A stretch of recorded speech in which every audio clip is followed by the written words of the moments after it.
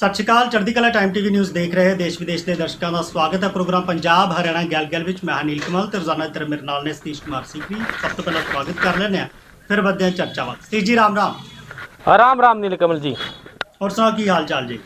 हाल चाल नील कमल जी मेरे बिल्कुल ठीक हैं। और आपके याद होगा कि कल हम ना एक चर्चा करी थी भाई, जो है जमीन पर जो है गिरे छात्र पे कुछ छात्रों ने लाठियां बरसाई आकर, और लोग जो है उसकी वीडियो बनाते रहे। छठवाने वाला कोई आदमी सामने आया को नहीं।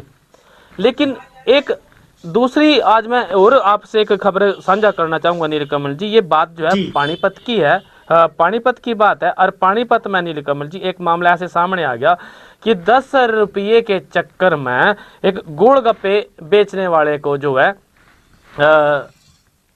किसी ने मार दिया। युवक आए थे, गोलगप्पे की डिमांड करी भी, हमने गोलगप्पे खाना।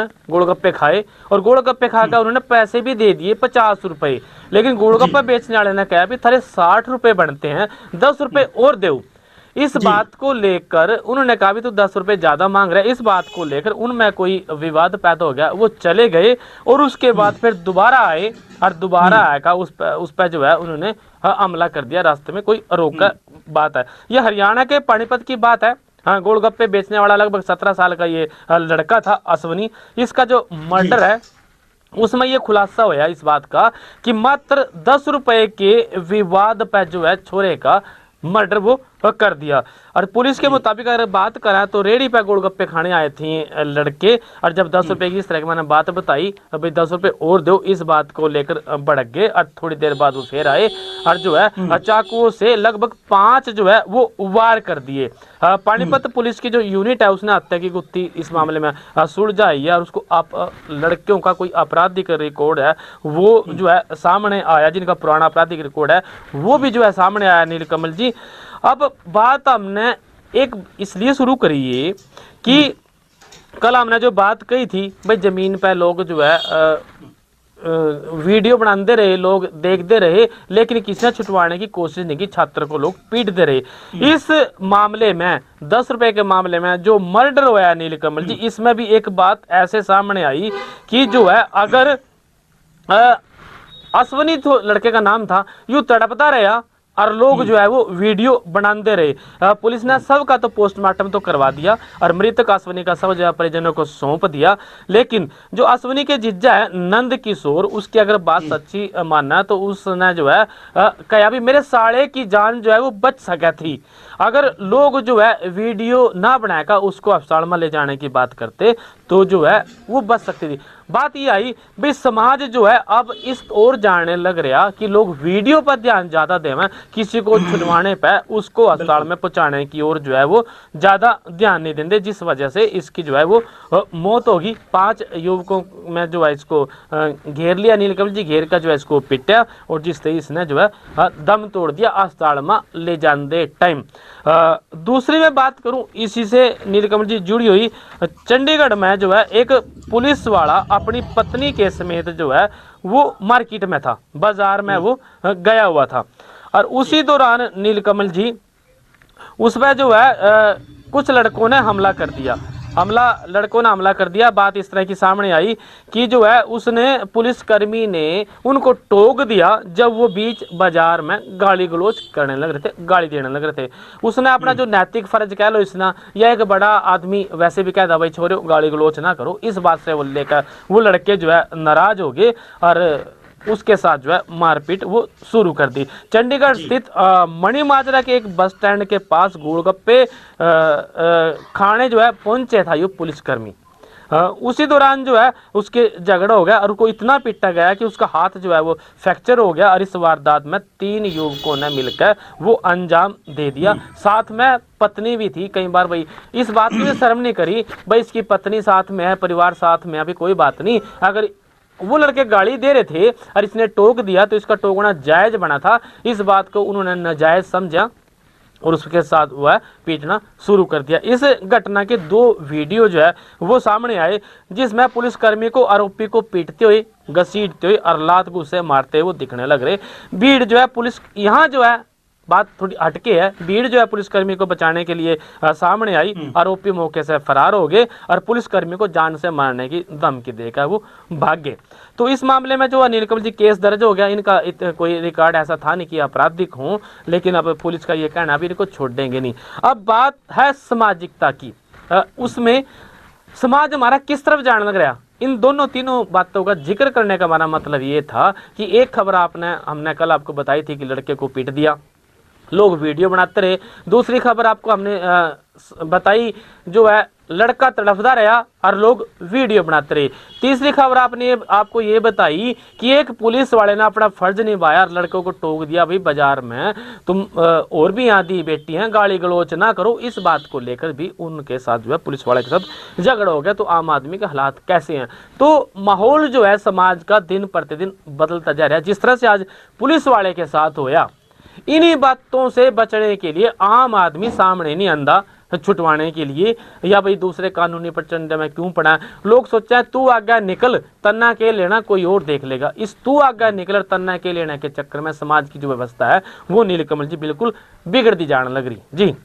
ਬਿਲਕੁਲ ਸਮਾਜ ਦੀ ਵਿਵਸਥਾ ਵਿਗੜਦੀ ਜਾ ਰਹੀ ਹੈ। ਤੁਸੀਂ ਬਿਲਕੁਲ ਸਹੀ ਗੱਲ ਕਹੀ ਹੈ ਕਿ ਅੱਜ ਦੇ ਲੋਕ ਜਦੋਂ ਕਿਤੇ ਹਾਦਸਾ ਵੀ ਹੁੰਦਾ ਹੋਵੇ ਤਾਂ ਵੀਡੀਓ ਬਣਾਉਣ ਦਾ ਜ਼ਿਆਦਾ ਜਿਹੜਾ ਹੈਗਾ ਟ੍ਰੈਂਡ ਰਹਿੰਦਾ ਹੈ ਤੇ ਉਹ ਜਿਹੜਾ ਹੈਗਾ ਉਸ ਨੂੰ ਬਚਾਉਣ ਵੱਲ ਜਿਹੜਾ ਹੈ ਕਈ ਵਾਰ ਬਹੁਤ ਘੱਟ ਧਿਆਨ ਦਿੱਤਾ ਜਾਂਦਾ। ਤੇ ਜਿਹੜੇ ਅੱਜ ਕੱਲ੍ਹ ਜੇ ਕਹੀਏ ਫੋਨ ਵੀਰ ਨੇ ਜਾਂ ਰੀਲ ਵੀਰ ਇਹਨਾਂ ਨੂੰ ਕਹਿ ਲਈਏ, ਰੀਲਾਂ 'ਚ ਜਿਹੜੇ ਮਸਤ ਰਹਿੰਦੇ ਨੇ, ਉਹ ਆਸ-ਪਾਸ ਦੇ ਸਮਾਜ ਵੱਲ ਜਿਹੜਾ ਹੈਗਾ ਧਿਆਨ ਉਹ ਨਹੀਂ ਦਿੰਦੇ। ਇਸ ਕਰਕੇ ਸਾਨੂੰ ਆਸ-ਪਾਸ ਵੀ ਧਿਆਨ ਦੇਣਾ ਚਾਹੀਦਾ ਤੇ ਸਮਾਜ ਨੂੰ ਜਿਸ ਚੀਜ਼ ਦੀ ਲੋੜ ਆ ਉਹਦੇ ਵੱਲ ਜ਼ਰੂਰ ਸੋਚਣਾ ਚਾਹੀਦਾ ਕਿ ਆਸ-ਪਾਸ ਜੇ ਕੋਈ ਹਾਦਸਾ ਹੁੰਦਾ ਤਾਂ ਤੁਸੀਂ ਵੀਡੀਓ ਜਾਂ ਰੀਲ ਬਣਾਉਣ ਦੇ ਪਹਿਲਾਂ ਸਭ ਤੋਂ ਪਹਿਲਾਂ ਉਹਨੂੰ ਬਚਾਇਆ ਜਾਵੇ, ਜਿਹਦੀ ਜ਼ਿੰਦਗੀ ਜਿਹੜੀ ਹੈਗੀ ਆ ਉਹ ਜ਼ਰੂਰੀ ਹੈਗੀ ਆ। ਬਿਲਕੁਲ ਇਹ ਗੱਲਾਂ ਤਾਂ ਹੈਗੀਆਂ ਨੇ। ਹਰਿਆਣਾ ਦੀ ਰਾਜਨੀਤੀ ਦਾ ਇੱਕ ਹੋਰ ਜ਼ਿਕਰ ਕਰ ਲਈਏ ਕਿ ਰਾਜ ਸਭਾ ਇਲੈਕਸ਼ਨ ਤੋਂ ਬਾਅਦ ਜਿਹੜਾ ਹੈਗਾ ਹਰਿਆਣਾ ਦੇ ਵਿੱਚ ਬਹੁਤ ਵੱਡਾ ਜਿਹੜਾ ਹੈਗਾ ਘਮਾਸਾਨ ਮਚਿਆ ਹੋਇਆ। 5 ਵਿਧਾਇਕਾਂ ਦੇ ਨਾਂ ਸਾਹਮਣੇ ਆ ਗਏ। ਉਹਨਾਂ ਨੂੰ ਕਾਂਗਰਸ ਦੀ ਬਾਤ ਆਪ ਕਰਨੇ ਲੱਗ ਰਹੇ।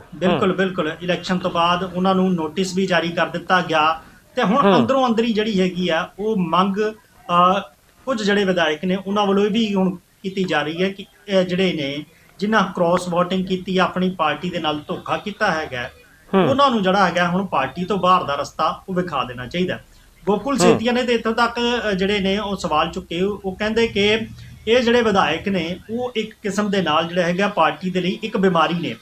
ਜਦੋਂ ਸਾਰੇ ਵਿਧਾਇਕਾਂ ਨੂੰ ਹਿਮਾਚਲ ਲਿਜਾਇਆ ਗਿਆ, ਉੱਥੇ ਨਾਲ ਰਹੇ, ਪਰ ਪਲੇਟ ਦਾ ਖਰਚਾ ਤੱਕ ਕਰਵਾ ਦਿੱਤਾ ਗਿਆ ਪਾਰਟੀ ਦੇ ਨਾਲ ਤਾਂ ਫੇਰ ਵੀ ਜਾ ਕੇ ਉਹਨਾਂ ਨੇ ਭਾਰਤੀ ਜਨਤਾ ਪਾਰਟੀ ਨੂੰ ਵੋਟ ਦੇ ਦਿੱਤਾ। ਇਸ ਤੋਂ ਇਲਾਵਾ ਕਿ ਜਿਹੜੀ ਪਾਰਟੀ ਨੇ ਉਹਨਾਂ ਨੂੰ ਵਿਧਾਇਕ ਬਣਾਇਆ, ਟਿਕਟ ਦਿੱਤੀ, ਉਸ ਤੋਂ ਜਿੱਤੇ, ਉਸ ਤੋਂ ਵੀ ਫਿਰ ਵਿਹਿਪ ਵੀ ਜਾਰੀ ਹੁੰਦਾ। ਉਸ ਤੋਂ ਬਾਅਦ ਵੀ ਜੇ ਜਾ ਕੇ ਦੂਸਰੇ ਪਾਸੇ ਇਹ ਵੋਟ ਕਰਦੇ ਨੇ, ਆਪਣੇ ਬੰਦਿਆਂ ਨਾਲ ਨਹੀਂ ਖੜਦੇ, ਤਾਂ ਫਿਰ ਅਜਿਹੇ ਜਿਹੜੀ ਬਿਮਾਰੀਆਂ ਨੇ ਇਹਨਾਂ ਨੂੰ ਜਿਹੜਾ ਕਹਿੰਦੇ ਕਿ ਉਹ ਕੱਢ ਦੇਣਾ ਚਾਹੀਦਾ। ਤਾਂ ਇਸ ਤਰ੍ਹਾਂ ਦੇ ਅੰਦਰ ਜਿਹੜਾ ਹੈਗਾ ਕਾਂਗਰਸ ਦਾ ਉਹ ਆਪਣਾ ਘਮਾਸਾਨ ਵੀ ਜਿਹੜਾ ਹੈਗਾ ਉਹ ਮਚਿਆ ਹੋਇਆ। ये तो हरियाणा की गल राज्य सभा इलेक्शन दी। वेलकम जी, ये तो वो बात होगी माल का और मसूरी कंपनी की। जिस तरह का आपने कहा अभी माल उधर से खा लिया, घूमने फिरने सैर सपाटा हो गया और वोट जो है कहीं और जाके दे दी। अक्सर इलेक्शन में ऐसा होता है, लोग जो है किसी भी लालच में का, प्रलोभन में का, या गांव के छोटे लेवल की बात करें हम, छोटे इलेक्शन की बात करें तो लोग खावा पीवा कड़ी हैं और वोट कड़ी और जाकर दे दें। ये फितरत बन गई और लोगों की दीन धर्म रहा नहीं।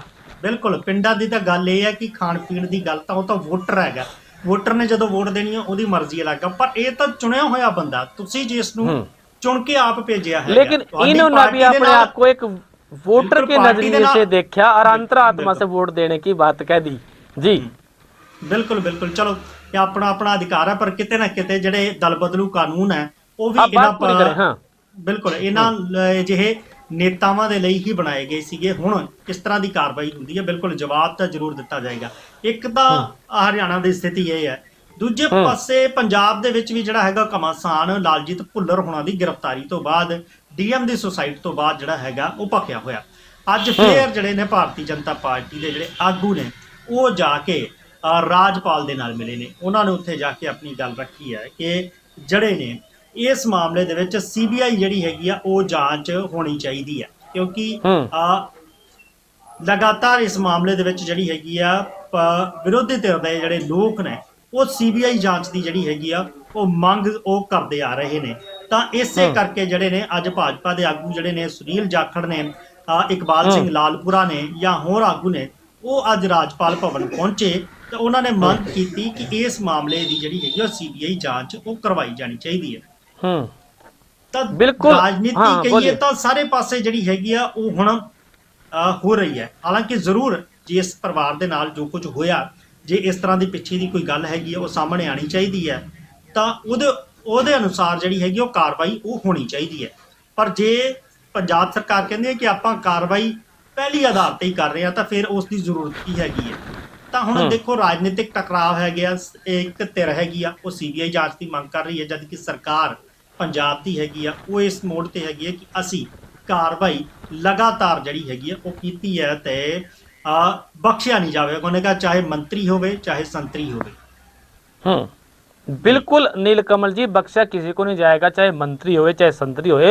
और पंजाब के आपके जो एमएलए हैं रेप केस में उनको गिरफ्तार कर लिया। यू जो है पंजाब की जो सरकार है इस बात के दावे करने लग रही कि हम जो है कार्रवाई सब पे करते हैं, हमारा पूरा पंजाब जो है हमारा घर है। जिस तरह के आपने बात कही भाई, वो जो है राज्यपाल से मिलने के लिए गए थे बीजेपी वाले, वो जो है पंजाब भवन में अमन अरोड़ा ने पीसी करी आज। और पीसी में इस बात की बात कही भाई वो दिन याद करो बीजेपी वालों, जब जो है YPK कुमार जो पूर्ण कुमार थे हरियाणा में ADG रैंक के अधिकारी थे, उनकी जो सुसाइड हुआ था, आत्महत्या हुई थी, उस मामले में भी बीजेपी चुप क्यों रही? तब जो है सीबीआई की मांग क्यों नहीं करी? तब जो है बीजेपी ने अपने अफसरों को बचाने की बात क्यों करी? इस तरह की बातें भी आज यहाँ पे हुई है। और जो है कल जिस तरह के सीएम साहब ने भी मुद्दे उठाए थे, अमित शाह का नाम लेकर बात की थी और मंत्रियों का नाम लेकर की थी, पंजाब के जो राजा वड़िंग था उनका नाम लेकर बात की थी। आज भी बात करी है अमन अरोड़ा ने कि राजा वड़िंग के जो साले का और उनका नाम लेकर जो है सुसाइड कर लिया था, तब जो है मांग क्यों नहीं करी? भाई ये तो आम आदमी पार्टी है जो है ना मंत्री में कोई फर्क है और ना आम आदमी में, सारे के सारे बराबर हैं कानून के नजरिए से। और 2 दिन के भीतर उन्होंने मंत्री का इस्तीफा भी ले लिया और उसको जो है गिरफ्तार भी कर लिया। भाई ये हमारी पार्टी है, यहाँ हम राजनीति करने नहीं आई, हम तो जो है सत्ता का जो परिवर्तन है, जो सामाजिक व्यवस्था है उसको ठीक करने के लिए यहाँ पे आ रहे हैं नीलकमल जी। इस बात की इस तरह के उन्होंने अपने बात रखी। और बात में अगर बात करें तो बात कुछ इस तरह की है कि बात जजा भी है नीलकमल जी, क्योंकि एक तरफ हरियाणा की बात कर दी, दूसरी तरफ पंजाब के फैक्ट रख दिए और तीसरी तरफ अपनी बात कर दी कि हम जो है कार्रवाई करने लग रहे। उसी कार्रवाई के तहत आज जो है पंजाब के जो आप एमएलए हैं रेप केस में जो है उनको गिरफ्तार कर लिया। हरियाणा से वो भाग्य थे पिछले दिन, आपको याद होगा, और एमपी से जो है उनको पकड़ा गया नीलकमल जी, पठान माजरा थे ये। दिल्ली टीम के खिलाफ उन्होंने बोला था, तब जाकर एफआईआर हुई। ये बात जो है पठान माजरा ने कह दी भाई, वैसे मेरे पे एफआईआर हुई। अब मामला यूं के था, आम आदमी पार्टी के आपके जो विधायक थे हरमीत पठान माजरा को पटियाला पुलिस ने गिरफ्तार कर लिया। इस बात की पुष्टि भी कर दी और वो 2 साल पहले जो है केस में मोस्ट वांटेड थे। पठान माजरा केस दर्ज होने के बाद जो है पहले हरियाणा के करनाल में घेरे गए थे, लेकिन वह कस्टडी से फरार हो गए थे। वो सेक्टर 32 की शायद वो बात थी नीलकमल जी। उसके बाद वह ऑस्ट्रेलिया चले गए थे। पुलिस ने उनका जो है लुकआउट सर्कुलर था LOC वो जारी कर रखा था। पठान माजरा 2022 में पटियाला के सनौर विधानसभा सीट से MLA चुने गए थे, आम आदमी पार्टी के वो MLA थे। भाई एक कार्रवाई मंत्री पर भी हुई और दूसरी कार्रवाई जो है इस पर भी पठान माजरा में चलने लग रही। ये दावे हैं, ये बातें हैं आम आदमी पार्टी की। पठान माजरा 6 महीने से फरार चलने लग रहे थे। केस में राहत लेने के लिए पठान माजरा सुप्रीम कोर्ट में गए थे। याचिका जो है उनकी दायर कर रखी थी। इसकी जो है आज ही सुनवाई होनी थी और उससे पहले जो है उनको 5 दिन पहले जब वो यहाँ पहुंचे, ऑस्ट्रेलिया से भारत लौट रहे थे, तो दिल्ली आंदे जो है उनको गिरफ्तार कर लिया। पुलिस ने इसकी बात की भनक लगी और मध्य प्रदेश के शिवपुरी से गिरफ्तार करने की वो बात उसमें होने लग रही। 6 महीने से वो फरार चल रहे थे। पठान माजरा पर बाढ़ के दौरान अफसरों के खिलाफ बयानबाजी के बाद केस दर्ज हुआ था। आरोप ये लगाया था कि आम जो आदमी पार्टी की दिल्ली के खिलाफ बोलने की वजह से उनके ऊपर FIR वो दर्ज हुई। जबकि इस मामले में पटियाला के एसएसपी वरुण शर्मा ने अगर उनकी बात करें तो एमएलए के मध्य प्रदेश के शिवपुरी से 3 आरोपियों सहित गिरफ्तार कर लिया नीलकमल जी। और आरोप इस तरह के हैं कि महिला से जो है उन्होंने शादी कर रखी थी, ये कहेगा कि वो तलाकशुदा है, उस बात के आरोप लग रहे। लेकिन अब बात है, वो बात दूसरे तरीके से कहते हैं कि मुझे को इसलिए पकड़ा गया कि दिल्ली के खिलाफ उन्होंने बात कर दी थी। एमएलए पठान माजरा पर 1 सितंबर 2025 को जो पटियाला के सिविल लाइन थाने में एक रेप कांड और धमकाने के मामले में एफआईआर वो दर्ज हुई थी।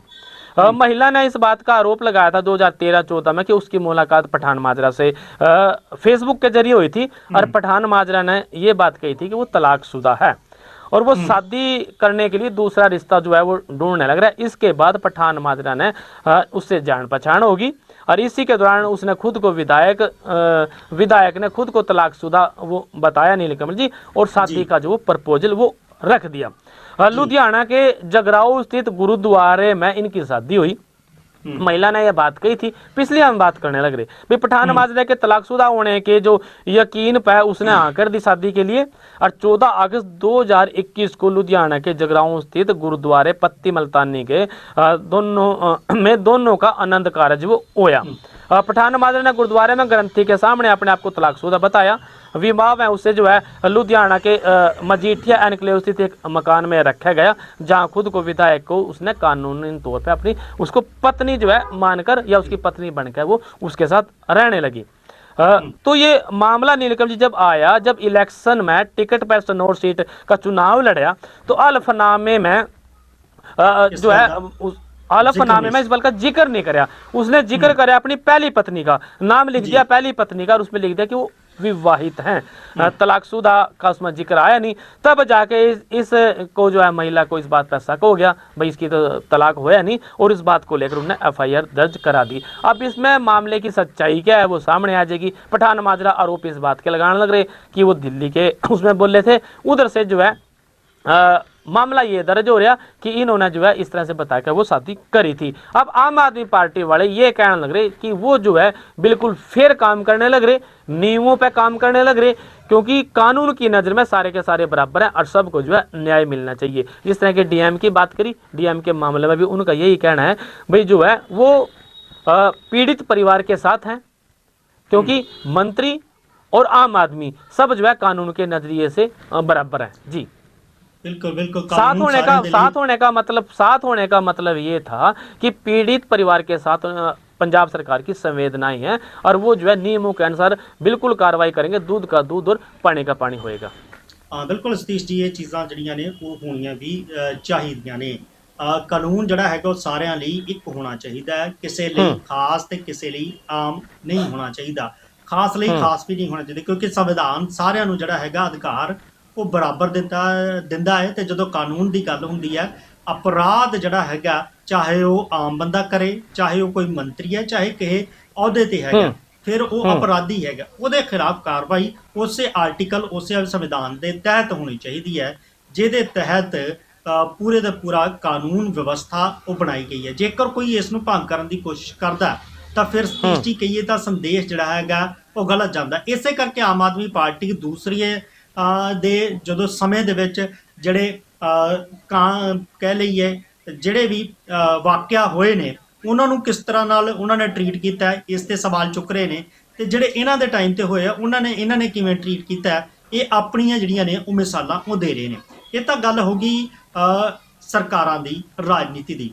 ਤੇ ਗੱਲ ਕਰਦੇ ਆ ਸਤੀਸ਼ ਜੀ ਚੰਡੀਗੜ੍ਹ ਦੀ। ਚੰਡੀਗੜ੍ਹ ਦੇ ਵਿੱਚ 1 ਅਪ੍ਰੈਲ ਤੋਂ ਜਿਹੜੀ ਹੈਗੀ ਹੈ ਉਹ ਹੁਣ ਰਜਿਸਟਰੀ ਉਹ ਮਹਿੰਗੀ ਹੋ ਜਾਏਗੀ, ਕਿਉਂਕਿ ਜਿਹੜੇ ਨੇ ਕਲੈਕਟਰ ਰੇਟ ਉਹ ਪ੍ਰਸ਼ਾਸਨ ਨੇ ਵਧਾ ਦਿੱਤੇ ਨੇ, ਜਿਹਦੇ ਵਿੱਚ 10 ਤੋਂ ਲੈ ਕੇ 22% ਤੱਕ ਦੇ ਕਲੈਕਟਰ ਰੇਟ ਜਿਹੜੇ ਨੇ ਉਹ ਵਧਾਉਣ ਦਾ ਫੈਸਲਾ ਕੀਤਾ ਗਿਆ। ਤੇ 1 ਅਪ੍ਰੈਲ ਤੋਂ ਜਿਹੜੇ ਨੇ ਇਹ ਲਾਗੂ ਹੋ ਜਾਣਗੇ। ਇਹਦੇ ਨਾਲ ਜਿਹੜਾ ਹੈਗਾ ਉਹ ਜਿਹੜਾ ਅਸਰ ਹੈ ਉਹ ਫਿਰ ਪ੍ਰਾਪਰਟੀ ਦੇ ਉੱਤੇ ਵੀ ਪਵੇਗਾ। ਚੰਡੀਗੜ੍ਹ ਦੇ ਵਿੱਚ ਜੇ ਸਿੱਧੇ ਤੌਰ ਤੇ ਕਹੀਏ ਕਿ ਜਿਹੜੀ ਪ੍ਰਾਪਰਟੀ ਪਹਿਲਾਂ ਮਹਿੰਗੀ ਸੀ, ਕਲੈਕਟਰ ਰੇਟ ਵਧਣ ਤੋਂ ਬਾਅਦ ਉਹਨਾਂ ਦੇ ਰੇਟ ਜਿਹੜੇ ਨੇ ਹੋਰ ਵੀ ਵੱਧ ਜਾਣਗੇ, ਕਿਉਂਕਿ ਚੰਡੀਗੜ੍ਹ 'ਚ ਜੇ ਆਪਣੇ ਸੁਪਨਿਆਂ ਦਾ ਘਰ ਅੱਜ ਦੇ ਟਾਈਮ ਤੇ ਲੈਣਾ ਹੋਵੇ ਉਹ ਕਿਸੇ ਕਹੀਏ ਤਾਂ ਆਮ ਇਨਸਾਨ ਦੇ ਵੱਸ ਦੀ ਗੱਲ ਨਹੀਂ ਹੈਗੀ, ਕਿਉਂਕਿ ਜੇ ਉੱਥੋਂ ਦੀ ਗੱਲ ਕਰੀਏ ਤਾਂ ਲੱਖਾਂ ਤੋਂ ਲੈ ਕੇ ਕਰੋੜਾਂ ਤੱਕ ਦੀ ਜਿਹੜੀ ਹੈਗੀ ਆ ਉਹ ਗੱਲ ਉਹ ਹੋ ਗਈ ਹੈ। ਜੇ ਸੈਕਟਰ ਵਾਈਜ਼ ਦੀ ਗੱਲ ਕਰੀਏ 1 ਤੋਂ ਲੈ ਕੇ 12 ਦੇ ਵਿੱਚ ਜਿਹੜੀ ਰਿਹਾਇਸ਼ੀ ਜ਼ਮੀਨ ਦਾ ਜਿਹੜਾ ਕਲੈਕਟਰ ਰੇਟ ਹੈ ਉਹ ਵੱਧ ਕੇ 2,37,900 ਰੁਪਏ ਪ੍ਰਤੀ ਵਰਗ ਗੱਜ ਜਿਹੜਾ ਹੈ ਉਹ ਦਿੱਤਾ ਜਾ ਰਿਹਾ। ਇਹ ਜ਼ਿਆਦਾ ਮਤਲਬ ਕਿ ਪ੍ਰਤੀ ਵਰਗ ਗੱਜ 2 ਲੱਖ ਰੁਪਏ ਤੋਂ ਵੱਧ ਦਾ ਜਿਹੜਾ ਕਲੈਕਟਰ ਰੇਟ ਹੈ, ਜਿਹੜਾ ਕਿ ਪਹਿਲਾਂ 1,78,600 ਰੁਪਏ ਹੋਇਆ ਕਰਦਾ ਸੀਗਾ। ਇਹਨਾਂ ਸੈਕਟਰਾਂ ਦੇ ਵਿੱਚ ਇਹਦਾ ਜ਼ਿਆਦਾ ਨਾਲ ਜਿਹੜਾ ਅਸਰ ਪਵੇਗਾ। ਸੈਕਟਰ 14 ਤੋਂ ਲੈ ਕੇ 37 ਦੇ ਵਿੱਚ ਜਿਹੜੀ ਹੈਗੀ ਹੈ ਜੇ ਗੱਲ ਕਰੀਏ ਤਾਂ ਉੱਥੇ ਜਿਹੜੀ ਹੈ ਖਬਰ ਆ ਰਹੀ ਹੈ ਜਿੱਥੇ ਕਿ ਜਿਹੜੀ ਚਰਚਾ ਹੈਗੀ ਹੈ ਕਿ ਜੇ ਇੱਥੇ ਨਵਾਂ ਕਲੈਕਟਰ ਰੇਟ ਜਿਹੜਾ ਹੈਗਾ 1,81,300 ਰੁਪਏ ਪ੍ਰਤੀ ਵਰਗ ਗਜ ਹੈ ਅਤੇ ਸੈਕਟਰ 38 ਤੇ ਉਹਦੇ ਆਸ-ਪਾਸ ਦੇ ਖੇਤਰਾਂ ਵਿੱਚ 1,33,200 ਰੁਪਏ ਦਾ ਜਿਹੜਾ ਹੈਗਾ ਪ੍ਰਤੀ ਵਰਗ ਗਜ ਜਿਹੜਾ ਹੈਗਾ ਉਹ ਕਲੈਕਟਰ ਰੇਟ ਆ। ਤਾਂ ਇਹ ਜਿਹੜੇ ਸਤੀਸ਼ ਜੀ ਪ੍ਰਤੀ ਗਜ ਕਲੈਕਟਰ ਰੇਟ ਨੇ, ਨਾ ਕਿ ਪਲਾਟ ਦੀ ਜਾਂ ਦੂਸਰੀ ਗੱਲ ਕਰਦੇ ਹੋ। ਤਾਂ ਜੇ ਇਹ ਕਲੈਕਟਰ ਰੇਟ ਦਿੱਤਾ ਜਾਵੇਗਾ ਤਾਂ ਫਿਰ ਤੁਸੀਂ ਸਮਝ ਸਕਦੇ ਹੋ ਕਿ ਉਹ ਜ਼ਮੀਨ ਦਾ ਮੁੱਲ ਜਿਹੜਾ ਹੈਗਾ ਉਹ ਕਿੰਨਾ ਹੋਵੇਗਾ। ਇਹਦੇ ਨਾਲ ਖਾਸਾ ਜ਼ਮੀਨ ਤੇ ਹੀ ਨਹੀਂ, ਮਤਲਬ ਕਿ ਜਿਹੜੇ ਆਮ ਤੌਰ ਤੇ ਤਾਂ ਚੰਡੀਗੜ੍ਹ ਦੇ ਫਲੈਟ ਜਿਹੜੇ ਨੇ ਉਹ ਬੜੇ ਮਸ਼ਹੂਰ ਨੇ ਤੇ ਫਲੈਟਾਂ ਦਾ ਜਿਹੜਾ ਹੈਗਾ ਉਹ ਜਿਹੜਾ ਹੈ ਫਿਰ ਮਹਿੰਗੇ ਹੋ ਜਾਣਗੇ। ਆਮ ਆਦਮੀ ਦੇ ਵੱਸ ਦੀ ਜਿਹੜੀ ਹੈਗੀ ਆ ਗੱਲ ਉਹ ਨਹੀਂ ਰਹੇਗੀ।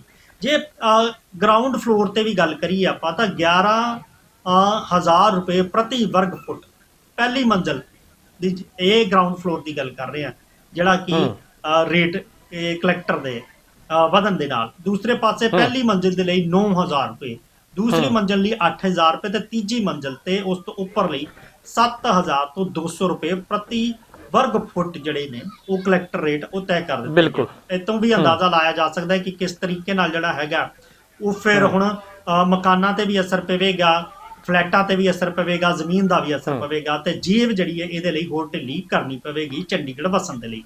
ਇੰਡਸਟਰੀਅਲ ਹਾਊਸ ਦੀ ਜੇ ਗੱਲ ਕਰੀਏ ਤਾਂ ਉੱਥੇ ਹੈਗੇ ਨੇ ਗਰਾਊਂਡ ਫਲੋਰ ਦੇ ਲਈ 9,300 ਰੁਪਏ, ਪਹਿਲੀ ਮੰਜ਼ਿਲ ਦੇ ਲਈ 7,400, ਦੂਜੀ ਮੰਜ਼ਿਲ ਲਈ 5,700 ਰੁਪਏ ਪ੍ਰਤੀ ਵਰਗ ਫੁੱਟ। ਇਹਦੇ ਨਾਲ ਸੁਸਾਇਟੀ ਦੀਆਂ ਫਲੈਟਾਂ ਦੇ ਲਈ ਵੀ ਜਿਹੜਾ ਹੈਗਾ 5% ਵਾਧੂ ਜਿਹੜਾ ਹੈਗਾ ਸ਼ੁਲਕ ਉਹ ਦੇਣਾ ਪਵੇਗਾ। ਜੇ ਕਹੀਏ ਤਾਂ 1 ਅਪ੍ਰੈਲ ਤੋਂ ਚੰਡੀਗੜ੍ਹ ਭਾਜੀ ਹੋਰ ਵੀ ਜ਼ਿਆਦਾ ਮਹਿੰਗਾ ਹੋਣ ਜਾ ਰਿਹਾ, ਤਾਂ ਕਲੈਕਟਰ ਰੇਟਾਂ ਤੋਂ ਤੁਸੀਂ ਅੰਦਾਜ਼ਾ ਲਾ ਸਕਦੇ ਹੋ 10 ਤੋਂ ਲੈ ਕੇ 22% ਜਿਹੜੇ ਨੇ वो बढ़ गए ने। बिल्कुल नीलकमल जी, एक जिक्र आज जो है इस बात का कि भारत में पहली बार किसी को इच्छा मृत्यु की इजाज़त दी गई थी और वो थे हरीश राणा। आज जो है उनका अंतिम संस्कार होया, उनकी जो है वो मौत हो गई थी प्राकृतिक रूप से। पिता जो है रोया और रो के लोगों से ना रोने की अपील भी उसने करी, लेकिन जानते जानते जो हरीश राणा थे वो 6 लोगों को जो है अंगदान अपने दे गए। हाँ, नई जिंदगी वो दे दी नीलकमल जी।